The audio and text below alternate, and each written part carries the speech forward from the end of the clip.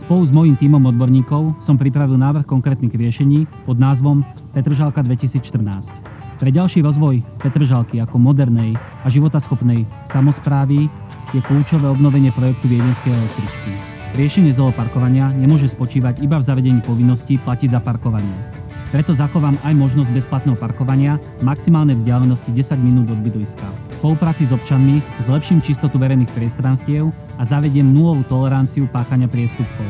Zvýšim kvalitu vzdelávania na základných školách a zabezpečím dostatok miest na materských školách pre petržalské deti.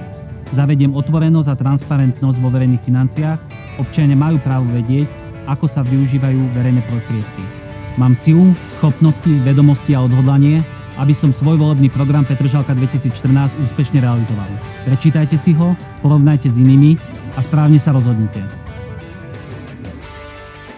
Podrobnejšie informácie o mojom volebnom pláne, mojej osobe a výsledkoch mojej práce sa dozviete na webovej stránke petržalka2014.sk alebo na osobných stretnutiach v uliciach Petržalky, na ktoré vás pozývam.